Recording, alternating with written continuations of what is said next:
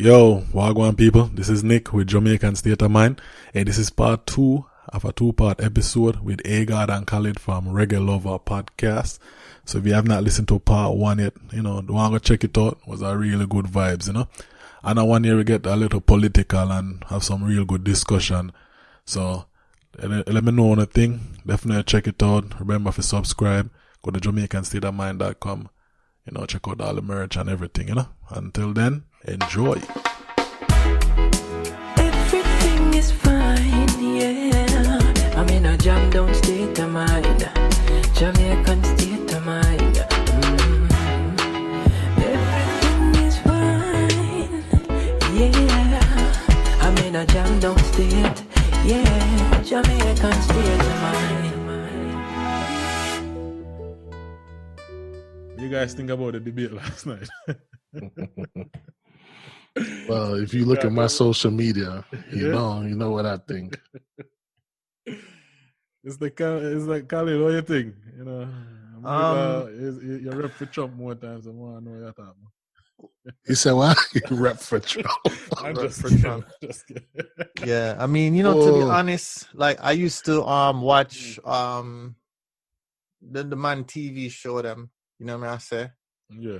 Apprentice and them situation there. Used to sit down and watch it, and it was entertaining. You know what I'm saying? Yeah. But then when him jumping at the White House, cause the people then vote him in, from that I see that, it's very, very, very likely that United States of America citizens will vote him in again. It's very possible, and it's very likely. It's very possible. It's very scary, but like Ebro, to quote him, I think he was the one that said, America can't surprise me anymore.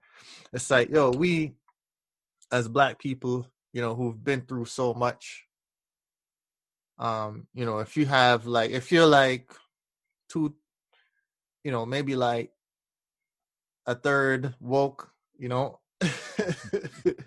So I'm too woke. Yeah, if you're half and half, 50-50 woke, you got a little, you're not all the way hotep, but you got some consciousness to you. Right. You know what I'm saying? You feel it, and you feel the pressure right now. It's rough. If you I know I'm working, corporate, and there's mental health days that need to be taken. What? With some of this stuff, you know what I'm saying? Just Hey, bro, right there with you, man. Yeah, man. We need therapy. Black people need therapy. I know this is not why you brought me on the show. No, man. But I can't really. This is how I answer. This is my answer to what I think of the debates. Black people need therapy. Yo. You know what I'm saying? We're gonna need it. We have needed it for 400 years because what I'm saying, this stuff never got addressed. Even today was challenging. But I won't get into that. I'm one of those people. I don't blame everything on slavery. I mean, I blame a lot of things on accountability. But it just what's going on right now. So I'm going to stick to what's going on right now with Trump is that I think some things kind of there's a currency in being too woke, right? There's a currency a lot of Black people is selling us. A lot of white people is selling us. Is that, a lot of people made a lot of money after Trump being in office. A lot of quote-unquote woke Black people get job, get relevant, make a lot of money in Trump being in office. So I'm very objective. I try to be objective and even listen to some of these people. Because some of them only relevant because Trump is in office. And I'm always skeptical about anybody who is relevant in a situation like that. You have a group of people that play a long game. We have played a short-term game. You understand? The Republicans, them know years ago, them not going to be the majority in this country. Them know them not going to have control soon of public office. But you know what the long game is? Managing the courts. I said this already in this episode. Trump appointed more federal judge than any other president before him from a circuit level. I know him gonna have 3 picks on the Supreme Court. You understand? And people say, oh, that's not important. We need to do this locally. We need to. If you don't control the law, you can't do shit locally. And that's why I'm when people say, well, we just got to vote locally. But people don't understand. Every right. When I did American history, what I think I pointed out, what noticed that every opportunity black people get in this country, our rights, civil rights, whatever, all went through the courts. All of them. Every one of them been challenged through the court. So the importance of that, the court being at least balanced, is very important. So no matter where you want to do locally, I'm not saying locally is not important, but everything you do locally can be challenged. And when it's challenged, you go to a court system. And if the court system is not balanced or even in your favor, no matter where you want to do locally, you can just get rid of. It can be put as illegal or not, whatever it is. You know what I mean? So people have to just understand what at stake. You know what I mean? There's no sitting this one out. Right. Yeah. I agree with you. You know, I think that I agree with you in regarding to voting, you know, in regards to federal versus local and lawmaking. You said every opportunity that black people got is because of the laws, but at the same time, everything that happened to black people is because of laws. The oppression, the slavery, it was all legal, you understand? Yeah. And so the legal sanctioned state, you know, assassinations that are going on, Breonna Taylor, you know, and everybody else they're telling us it's all legal. So, you know, I don't have as much faith in the system as you might have, but I still think that it's very important to vote while you're here. If you have the opportunity, the right to vote, you know, you have to exercise that. Listen, I'm not saying I have 100%. You know, for me, like my strategy is more like, you know, formulate an exit strategy because, you know, Republican or Democrat, I don't feel that, you know, I think that the current regime is very dangerous because of the extremity. You know, it's extreme. You know, like the man said in the debate, he's not denouncing far-right groups. He's not denouncing white supremacist groups. He wants them to stand by, you know, locked and loaded and get ready for the Ratakan. So that's not good. You know? Right? But I think that whoever's in the office you know, is the same empire. It's the, you know, the same empire that, you know, they're backing. So, you know, that's my stance on it. Listen, and it's totally understandable. But like I also said on this podcast, black people don't understand we're a minority. We're only 13%. White people are 59 to 60% of the population. Then you have Hispanic and then us. So if we don't want to strategize in like as a minority, we're always going to be in this. Nothing going to change. You're going to get these little small changes, but nothing going to change. My recommendation and solution that I think can help is I take it from like a business approach, because I've been in several positions where my job is to come in and change a culture of a department or whatever. And my way kind of boring. But the thing is, if we don't recognize one, we're a minority, so we need to move as a minority. So one, we have to be more together, have similar interests, and a lot of money have to be in it. If we don't move like that, we're going to be here next year talking about the same thing.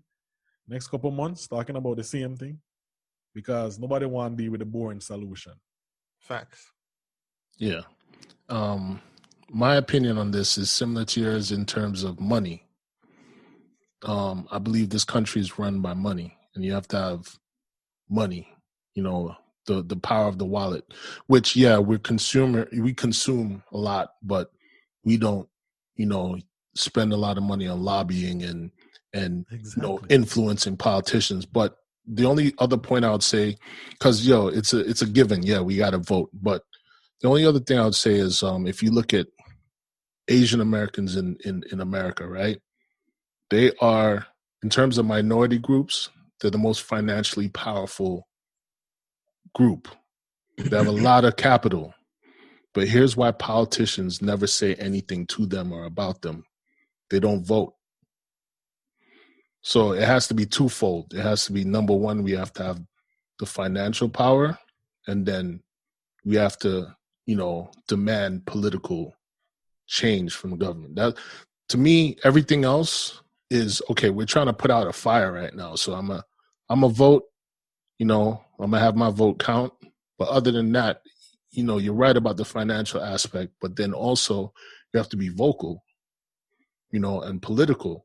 Because I saw a PSA specifically reaching out to Asian Americans, because no politician really cares about them, because they just sit quiet, they have their wealth, and they don't vote. So I think it's a two-pronged thing. Like, you have to have the money, the capital, and you have to have the voting power. Everything else, everything you see me yelling about on social media, here's an exclusive for you. I'm not talking to other Black people, okay? Because for me, I have a lot of different types of friends. You know what I'm saying? I was in the military.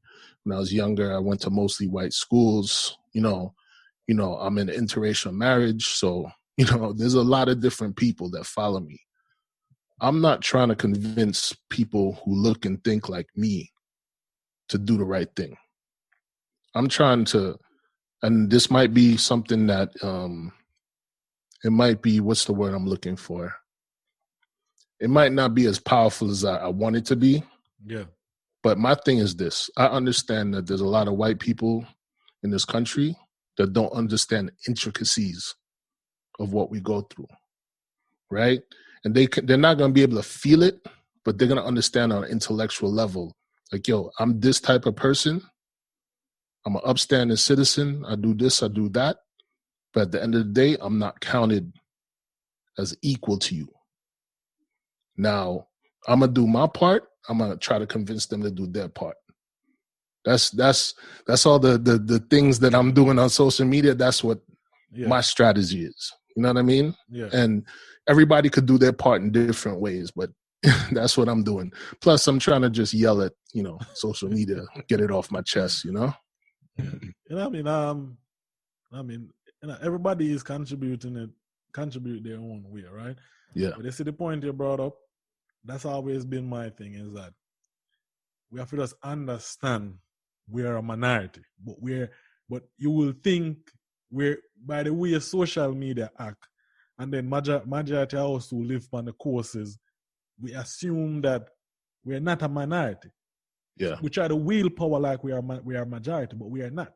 And the only way we can even actually have power, we have to understand, one, we're not the majority group. So that means we have to be together. Just like I said, the Asian community, they keep things within their community. Mm-hmm. And we are not there yet. So the thing from a financial, like I just see things. Like I always ask, like, oh, them group you get stuff in stuff, and then we start understand what lobbying is. I'm like, why you not really have a black lobby group? Like every other minority group have a lobbying group, but we don't have one.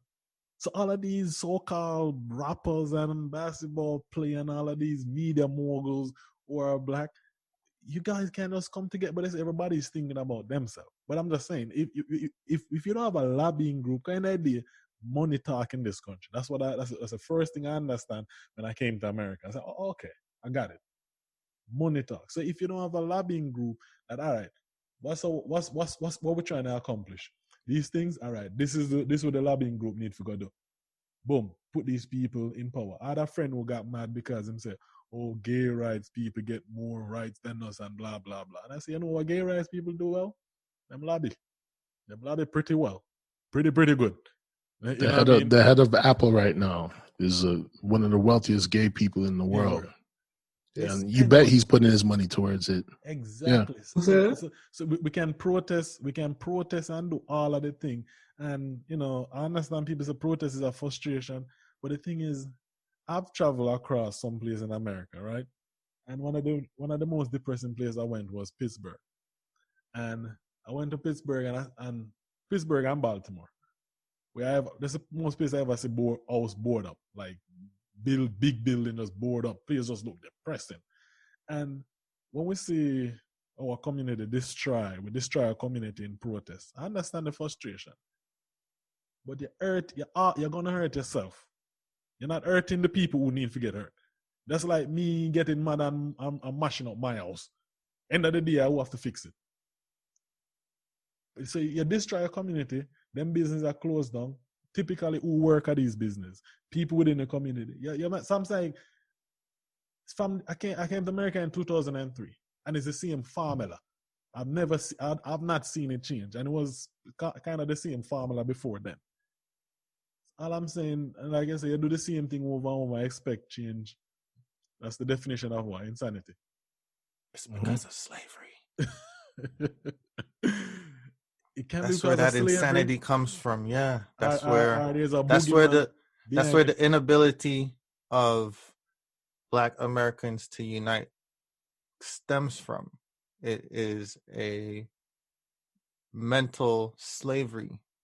It is a brainwashing that was designed, like you said, the long game. You mentioned it earlier. The long game in the design of the system was to create a self-destruction system. So we will fight amongst ourselves, and we will do this thing called assimilate, where we think we're assimilating, but the definition of assimilate is to become similar to, but become similar to what? Yeah. And why? So, Yeah, and to answer your question earlier, Nick, well, it wasn't a question, it was a statement about, people tweeting and on social media they're not voting and this, that, and the other.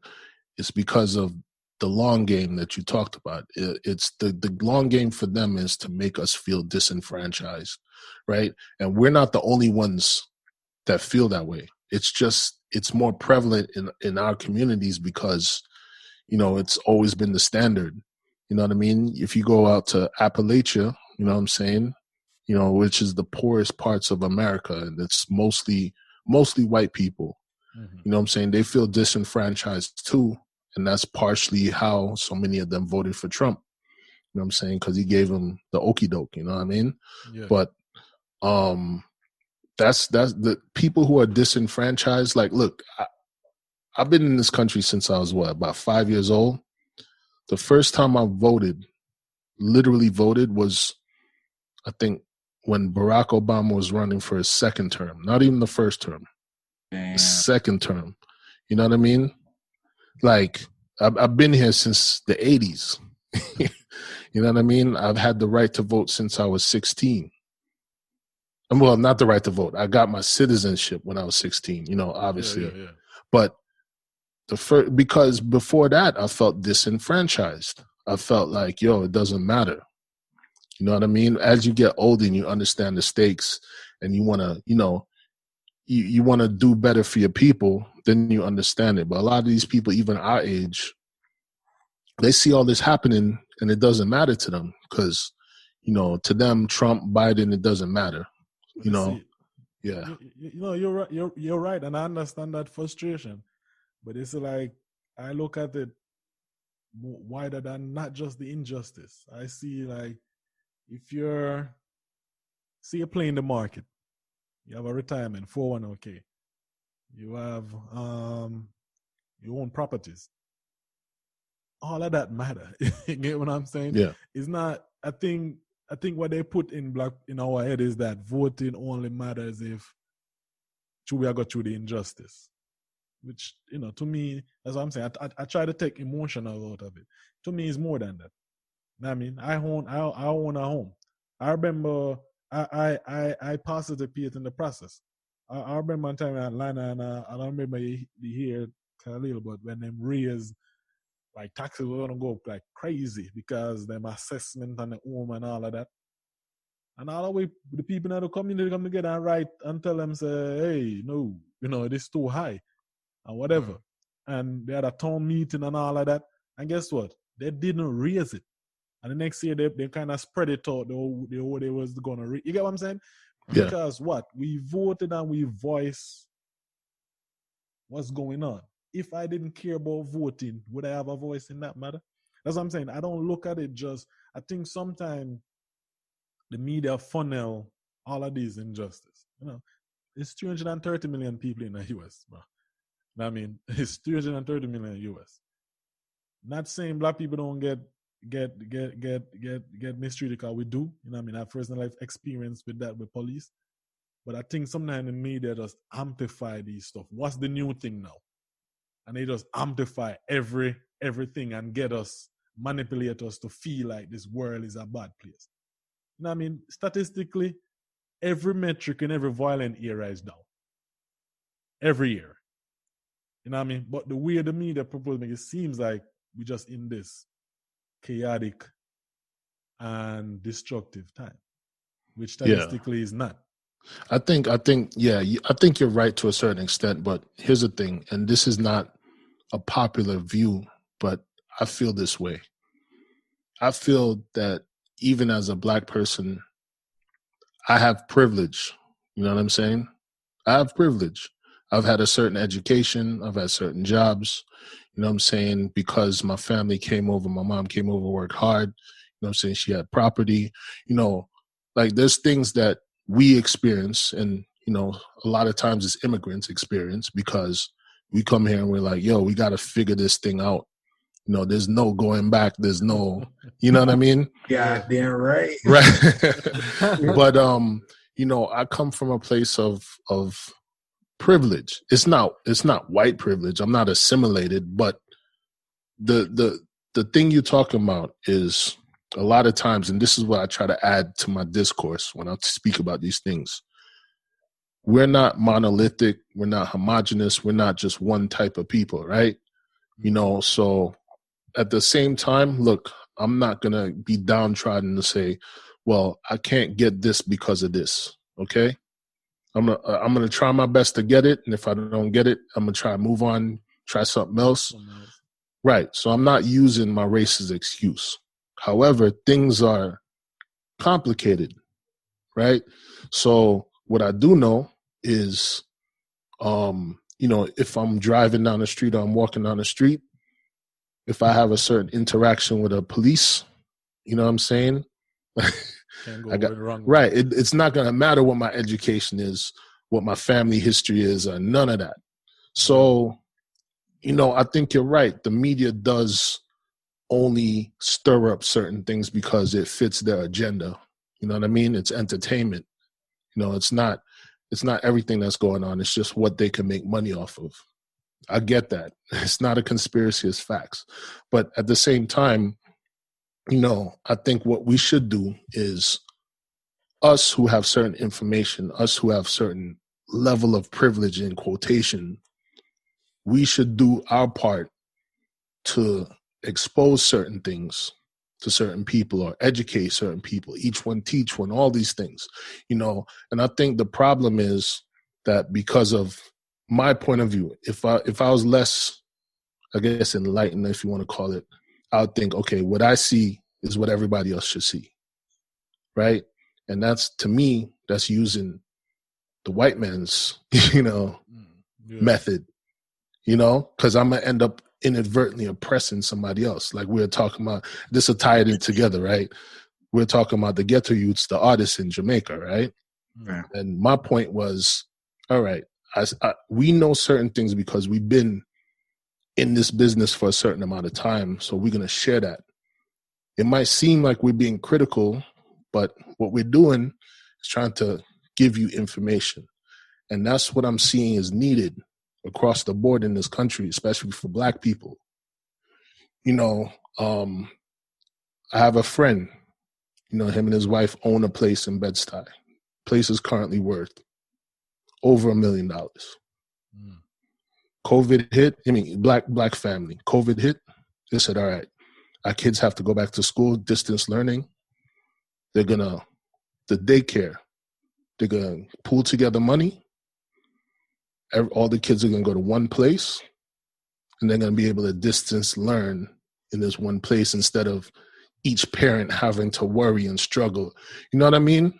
So is that type of thought process that's needed across the board, whether it be finances, politics, community, like you said, property, retirement, you know. And I used to be one of these people, this was part of my quote unquote privilege, that said, all right, as long as me and my family good, you know what I'm saying? Yeah, like, as long as me and my family good, I'm not worrying about you because you could bring me down. Now it's like, okay, I need to be good and I need you to be good. Sure. So we all could be secure. You know what I'm saying? They talk about national security.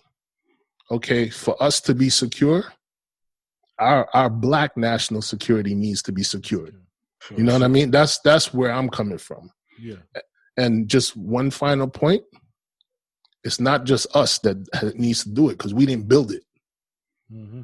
All right, we got to go within and change from all within the system, whether it be the government, the financial institutions, the media, all this stuff.